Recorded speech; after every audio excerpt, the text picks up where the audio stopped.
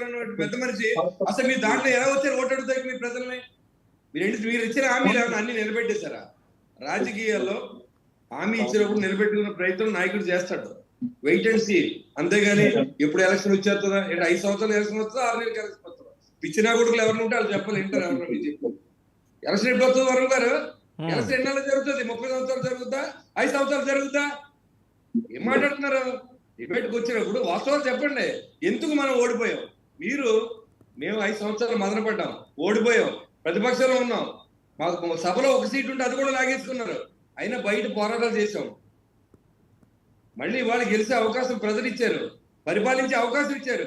పరిపాలించనిచ్చి మేము అసమ్మతులైతే ప్రజలే దింపేస్తారు మిమ్మల్ని. మీలాగా మీరు చెప్తే ఇదే పరిస్థితి ఏం లేదు. 0-1కే ఆంధ్ర రాష్ట్రం అల్లాడిపోయింది. 0-2 అనేది మీ మైండ్ సెట్ కి ఈ రాష్ట్రాన్ని దోచుకుతున్నాం మొత్తం. ఇంకా మళ్ళీ 2 అనేది వస్తే ఇప్పుడు సార్ వరుణ్ గారు, నేను ప్రజల్లో తిరుగుతున్నాను, నెగ్గిన తర్వాత కూడా ఇంట్లో పడుకోలేదు, గ్రీవెన్స్ కానీ లేదా ప్రజల్లో కానీ వెళ్తున్నాం. అయ్యా మాకు రోడ్డు వేయండి, మాకు డ్రైన్లు లేవు, మాకు మంచినీళ్ళు ఇవ్వండి, మౌలిక సదుపాయాలు కల్పించండి, కరెంటు బిల్లు కడతారు డబ్బులు లేవు, పంచాయతీ వ్యవస్థ అంతా సర్వనాశనం అయింది, మున్సిపాలిటీ డబ్బులన్నీ పట్టుకుపోయారు, కాంట్రాక్టర్లకి గవర్నమెంట్ నమ్మకం లేకుండా చేశారు, R&B రోడ్డు 1 రూపాయి కూడా ఖర్చు పెట్టలేదని రాష్ట్రం అంతా గొగ్గోలు పెడుతూ ఉంటే ఇవాళ అమ్మఒడి ఇచ్చాం, బొమ్మఒడి ఇచ్చాం, ఇవన్నీ అన్ని ఎవరికి ఇచ్చినా ఇవ్వకపోయినా రాష్ట్ర ప్రజలు మీరు ఏమి ఇచ్చినా మీకు ఓటేయలేదు కదా. ఇంకా మీరు ఏదో 2-0 చూస్తారో ఏంటి చూసేది? మీ 1-0 చూసాం మీ విశ్వరూపం, ఇంకా 2-0లో మేము చూపిస్తాం. మీరు 1-0 చూసారు, ఇప్పుడు మేము వచ్చిన తర్వాత 2-0 చూపిస్తాం. ఇంకా అవన్నీ మాట్లాడద్దు. మీరు చేయదలుచు చేయండి. ప్రజలే న్యాయ నిర్ణేతలు.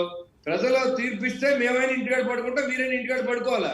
నేను 30 సంవత్సరాలు పరిపాలిస్తానంటే 5 సంవత్సరాలు కొట్టేస్తే మళ్ళీ 30 సంవత్సరాలు మీరు పరిపాలిస్తారు అంటే మతి ప్రేమించి అధికారం దూరం అయ్యి డబ్బు దగ్గరికి వస్తే మానేసింది. ఇప్పుడు మీ తాడేపల్లి ప్యాలెస్ కానీ మీ మంత్రులలో కానీ ఖనిజాలు ఎవరికి రాయించుకున్నారు? మీరు ఏదైతే గ్రానైట్ కొండలు ఎవరు దొబ్బేశారు, ఇసుక ఎవరు అమ్ముకున్నారు, లిక్కర్ ఎవరు సప్లై చేశారు, ఎక్కడ మీరు డిజిటల్ ట్రాన్సాక్షన్ ఎందుకు పెట్టారు, అంటే ఎందుకు పెట్టలేదని అడుగుతా ఉన్నా. మీ దగ్గర సమాధానం లేదు. సభలో చెప్పండి వచ్చి, ఏం తప్పులేదు. మేము చెప్పలే, ఒక మనిషి కూడా లేడు మాకు. బయట మేము మీటింగ్లు పెట్టలేదా, మేము పోరాటాలు చేయలేదా, తెలుగుదేశం చేయలేదా? చెప్పండి. అంతేగాని 2-0 చూస్తారంటే ఏంటి చూస్తారు?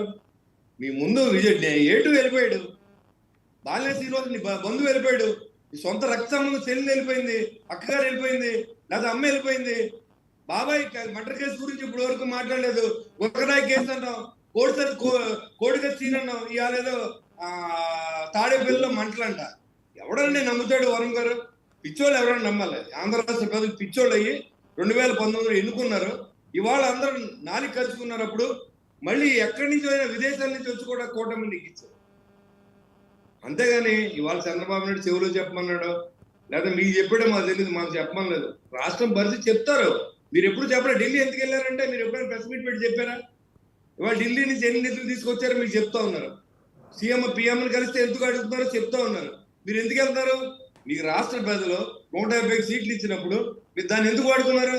మీరు సిబిఐ కోర్టుకి వెళ్ళకుండా ఉండడానికి, మీ అవినాష్ రెడ్డి గారిని అరెస్ట్ చేయకుండా ఉండడానికి, మీరు కాలయాపన చేసి మీ కేసు కొట్టించుకుంటానికి మీరు వాడుకున్నారు తప్ప ఆంధ్ర రాష్ట్ర ప్రజలకు మీరు ఎక్కడ న్యాయం చేయలేదు. ఓకే, బొలిశెట్టి గారు మీరే ఆ టాపిక్ తీసుకొచ్చేవాడు. ఏంటి తాడేపల్లి ఆ ప్యాలెస్ పైన విపరీతమైన మంటలు ఇవన్నీ ఏవో దగ్ధం చేశారట, ఫైల్స్ అంటారు. ఏముందండి, గులకరాయిలే ఉంటుంది. గులకరాయి కేసు కోడికత్తి కాదండి, వాళ్ళు చేశారా, ఎక్కడ ఎవరైనా చేశారా? వాళ్ళే తగలబెట్టుకుని ఉండొచ్చు. ఎవరు తగలబెడతాడు సార్? అంటే ఇంపార్టెంట్ ఫైల్స్ అట్ కదా. కాదు, ఇంపార్టెంట్ ఫైల్స్ అట్ నిజమా? ఏనై ఉండొచ్చు. మనం ఏం చెప్తాం? తగలబెట్టినోడు తెలియాలి, ఎవడున్నాడో అలా తెలియాలి. మనకి ఏం తెలుస్తుంది దాంట్లో? ప్రతిపక్షాల సంబంధం తట్టుకుంటే ప్రతిపక్షాలు ఏంటి సంబంధం? ఓకే, కాదు, ఇంకోటి శ్రీనివాస్ గారు, చాలా కీలకం, కొద్దిసేపటి క్రితమే రిలీజ్ అయింది. ఏంటిది అంతా కూడా ర్యాంకింగ్లు ఇచ్చారు జన సైనికులు వీళ్ళందరూ కూడా. ఏంటి పవన్ కళ్యాణ్ గారికి 10 ర్యాంక్ రావడం ఏంటి, లోకేష్ గారికి 8 వచ్చింది. ఏ ర్యాంక్ ఉన్నా ప్రజలకి పరిపాలన అందించాలి, ప్రభుత్వ పథకాలు నిజాయితీగా అందించాలి, నిజాయితీ అయిన పరిపాలన జరగాలనేది ప్రభుత్వ ఉద్దేశంతో ఎప్పుడుగా ఇంటెలిజెన్స్ తెలుసుకున్న దాంట్లో ఆయన పనితీరును ఆయన చెప్పొచ్చు. దానికి మీరు ర్యాంకింగ్లు ఒకటే రావాలని పవన్ కళ్యాణ్ గారికి ఎందుకు ఇవ్వాలి 1వ ర్యాంకు?